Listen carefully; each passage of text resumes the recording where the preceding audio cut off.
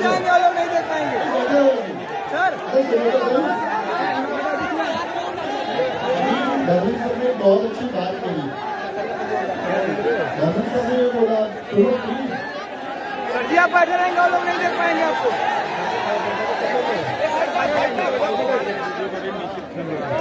अभी धर्मेंद्र सर ने बहुत अच्छी बात की कि आपकी लाइफ में एक उद्देश्य होना चाहिए।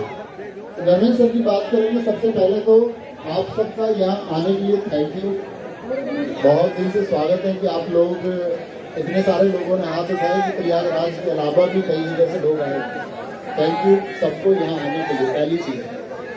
दूसरी चीज ये है कि तुम्हारे चेहरे की मुस्कुराहट बता रही है कि तुम सच में खुश हो। तो एक बार हाथ ऊपर उठा के बताओ कि मजा आया है सबको देख के। तो जितना मजा तुमको आया उतना मजा हम लोगों को भी आता है हमेशा। कि आप लोग जब भी कभी कोई इवेंट की डेट रखी जाती है कि हम यहाँ आएंगे, आप सब लोग अपना प्यार देते हैं, उसके लिए बहुत सारा थैंक यू फिर से। हाँ, मेरी बात तो सुन लो, फिर मैं तुम्हारी बात सुनूंगा। शायरी सुन लो, शायरी चलो तुम्हारे लिए सुनाता हूँ कुछ, 10 मिनट के लिए सुनाते हैं कुछ। बचपन के एक गरीब बच्चे से शर्त लगाई है, और तुम सब बहुत मेहनत करोगे। मेहनत वो करेगा जो सफल हो जाएगा, क्योंकि अगर असफल रह जाओगे तो मेहनत का कोई अर्थ है नहीं। वो सिर्फ आप जानोगे कि आपने मेहनत की, अगर उसको सफलता में कन्वर्ट नहीं कर पाए तो कोई मेहनत है नहीं। प्रैक्टिकली मेहनत है भी नहीं करोगे, वो सिर्फ आप तक सीमित रह जाएगी। तो बचपन में एक गरीब बच्चे से शर्त लगाई है, सुनिए तुमने। बचपन के एक गरीब बच्चे से शर्त लगाई है, मैंने ख्वाब की खातिर नींदें गवाई हैं। हम लोग, आप लोग बहुत टूटे हैं, बहुत बिखरे हैं, तब जाके रब ने ये नियामतें सजाई। तो आप सब लोग भी मेहनत करेंगे, आगे तक पहुंचेंगे। देखो, मैं धर्मेंद्र सर की बात को कंटिन्यू, ऐसा नहीं यार, देखो सुनो, अब तुम एक बात बताओ, कैटरिंग में कैब से तुम टीवी पे देख रहे हो, अरे तो थोड़े तुम कैटरिंग कैब से निकल के हमारे कमरे में आ जा, इसको भाई बोलूंगा ये क्या इधर आ जा। ऐसा मत करो भाई, देखो भाई, रोज देखते हो तुम, ऐसी कोई बात है नहीं इसके साथ। और मेरी बात सुनो आप लोग, भाभी लोगों को पता नहीं है, अमर सर ने इतनी बात बताई है कि सामने बैठ कर लोग बताएंगे भाभी कब आएगी, तुम्हें उनसे पूछना चाहिए, मुझसे पूछते रहते हो। अरे इनके सामने से क्यों हटते हो, तुम हट जाओ। अगर मैं लगता है सर को बताओ पहले।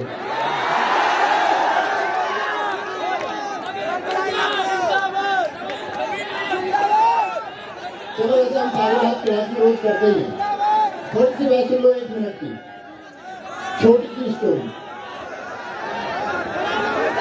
चलते चलते बता दो, सुनते रहो।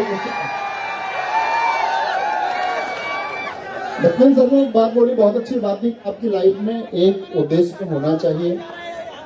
बगैर उद्देश्य के जीवन, उन्होंने बताया कि निरर्थक है, उसका कोई अर्थ नहीं है। अब हम ये बात करते हैं कि कई बार हम उद्देश्य तो अपने जीवन में चुन लेते हैं। ठीक है, हमने एक सरकारी नौकरी का सपना देख लिया कि मुझको यूपीएसआई की परीक्षा पास करनी है, मुझे आरओ की परीक्षा पास करनी है, मुझे SSC GD, UP police constable या बाकी किसी एग्जाम को, दिल्ली पुलिस को मुझको पास करना है। ये उद्देश्य ठीक था, मैंने चुना भी ठीक। मैंने आर्ट के कोर्स को भी ज्वाइन कर लिया, किसी और प्लेटफॉर्म के कोर्स को मैंने ज्वाइन कर लिया, यानी मेरी शुरुआत ठीक थी। लेकिन मैं उसको फाइनल तक क्यों नहीं पहुंचा पाया, सबसे बड़ी बात यह है। तो मैं धर्मेंद्र सर की बात में एक बात और जोड़ना चाहूंगा कि उद्देश्य के साथ में आपका डिटर्मिनेशन यानी कि दृढ़ संकल्प होना जरूरी है। और दृढ़ संकल्प कब आता है, उसका छोटा सा तरीका, बात यह नहीं कि आप चीजों के बारे में जानते हैं दृढ़ संकल्प क्या है, बात है कि आप अपनी तैयारी में उस दृढ़ संकल्प को ला कैसे सकते हैं। दृढ़ संकल्प लाने का सबसे अच्छा तरीका, देखो मैं तुम्हें बताता हूँ। दरअसल में हम लोग जब ग्रामीण परिवेश के लोग हैं, या मीडियम फैमिलीज हो, या निम्न वर्ग के जितने भी परिवार हैं, दरअसल दौर में हमारा सपना नहीं होता, उस दौर में किसी और का सपना होता है।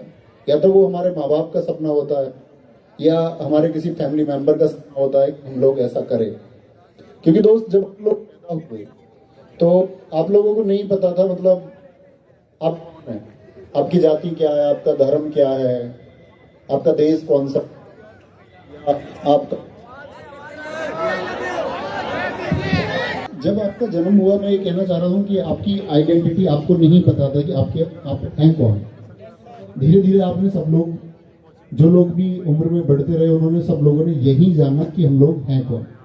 यानी कुछ चीजें हमारे ऊपर थोपी गई, जन्म हो, जाति हो, धर्म हो, किसी भी बहुत सारी चीजों को हमारे ऊपर थोप दिया गया और हमको ये बोल दिया गया कि हमको इसके साथ जीना है। जैसे आपके मोहल्ले में किसी की सरकारी नौकरी लगी तो उसकी चर्चाएं सुनी किसी बच्चे की, तो मीडियम फैमिलीज में एक क्रेज चला कि भाई गवर्नमेंट जॉब की तरफ हमको जाना चाहिए। उसका सही पक्ष ये भी है कि आप लोग व्यापार नहीं कर सकते, क्योंकि व्यापार के लिए जो पूंजी चाहिए वो अक्सर हम लोगों के पास शुरुआती दौर में नहीं होती। कल शायद आप लोगों के पास हो, लेकिन अभी नहीं होगी। तो सबसे अच्छा तरीका होता है कि भाई हम गवर्नमेंट जॉब की तरफ जाएं और उसको हम चुन लेते हैं। तो दोस्त, एक तो ये कि आपने गली मोहल्ले में किसी को वर्दी में देखा, आपके गांव में कोई सब इंस्पेक्टर बना इसीलिए आप सब इंस्पेक्टर बनना चाहते हैं, तो वो ठीक है, ये आपका उद्देश्य हो गया। बेटा मैं चांटे लगा देता हूँ ऑनलाइन क्लास में भी, तो फिर भी सामने बैठा है, सामने बैठ के नहीं, कोई नहीं, किसका वीडियो बनाने आए हो? वीडियो, हम आपकी जिंदगी बनाने आए, तुम वीडियो बनाने के चक्कर में लगे हो।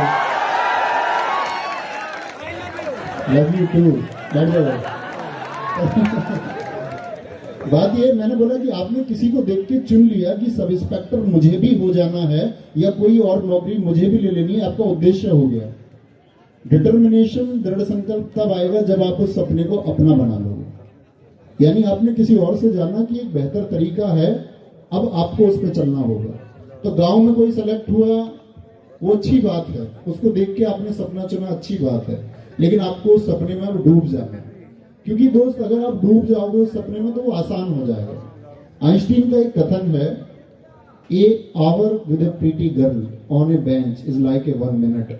यानी खूबसूरत लड़की के साथ किसी बेंच पे बैठे हुए 1 घंटा 1 मिनट के जैसा लगता है। और a minute on a burning stove, a minute on a burning stove is like a 1 hour, it seems a 1 hour. यानी एक गर्म स्टोव, जलते हुए स्टोव पर 1 मिनट बैठना भी 1 घंटे के बराबर लगता है। तो आप क्या चुनोगे, गर्म स्टोव पर बैठना कि एक बेंच पर बैठना? मतलब इसमें कुछ नेगेटिव नहीं है, ये दरअसल में प्रेम है। प्रेम से हम तुम सब जन्मे हैं, हमारा जन्म उसी से हुआ है। तो आप कहोगे कि मैं चुनूंगा 1 घंटे बेंच पर बैठना। क्यों चुना? हम लोग उसको इसीलिए चुन रहे हैं क्योंकि हमको वहां 1 घंटा 1 मिनट इसलिए लग रहा है क्योंकि वो हमारी चॉइस है। तो अब यह चैनल बंद करवाओगे क्या अपना?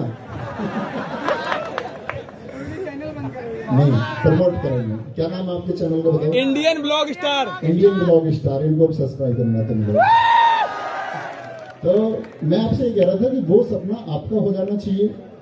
अगर सपना आपका होगा तो वो 1 घंटा आपको 1 मिनट लगेगी।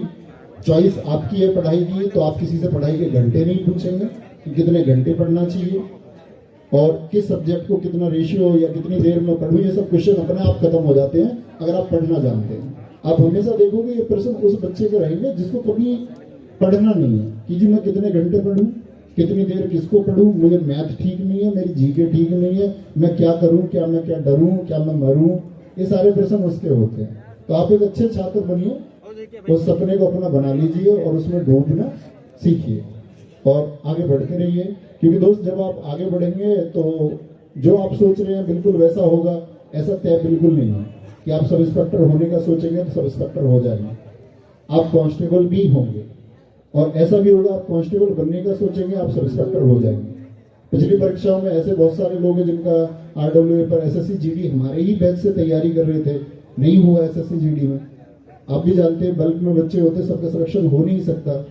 लेकिन ऐसे कितने लोग थे बाद में जिनका यूपीएसआई भी क्लियर हुआ, कितने लोग थे दिल्ली पुलिस कांस्टेबल पास नहीं कर पाए, आपका बाद में यूपीएसआई उनका हुआ। और मतलब कहीं ना कहीं तुम सेट हो जाओगे अगर दृढ़ संकल्प और उद्देश्य के साथ चल रहे हो, क्योंकि आप लोगों को बात यही कि आप सब कुछ जानते हैं कि हारना नहीं है। और जब आप आगे चलेंगे तो योजनाएं बनती चली जाती हैं, वो आपको राह खुद दिखती चली जाएगी। कोई बताएगा या मैं कुछ बता के जाऊंगा कि भाई इसका फॉलो करना है तुमको, तो एज इट इज हम कभी फॉलो करते नहीं है। ना मैंने किसी की बात एज इट इज फॉलो की होगी, ना तुम करोगे, और मानव प्रवृत्ति यही है कि करती भी नहीं। लेकिन मैं आपसे कहूंगा कि टाइम टू टाइम जो अच्छी गाइडेंस आपको कहीं से भी मिले उसको जरूर फॉलो करते रहिए। अपना शेड्यूल डेली का बनाइए, डेली पढ़िए, छोटे टारगेट बनाओ, अचीव करो। ऐसा नहीं है कि अभी 12वीं कक्षा में या 12th में आपने पास किया है, ग्रेजुएशन में आए हो, अभी तक आप गिरते पड़ते छात्र थे और किसी यूट्यूब पर चलती हुई वीडियो को देख के आपने बोल दिया मुझे IPS ही बनना है। ऐसी जिद नहीं करनी है। वो चुनाव तब करना है जब आपको लगे कि हाँ मेरे अंदर वो योग्यताएं हैं, क्या मैं कर पाऊंगा या नहीं। तो पहले बात सारी है कि आप अपने अंदर एबिलिटीज बिल्ड करें, एग्जाम आपका पास हो जाएगा। उस एग्जाम को पास होने के लिए, मेरिट में जाने के लिए क्या जरूरी है उतनी तैयारी आप कर लो, और उम्मीद करूंगा कि आप उतनी तैयारी करेंगे और एक दिन आरडब्ल्यूए के सम्मान समारोह में आप लोग आएंगे। Thank you.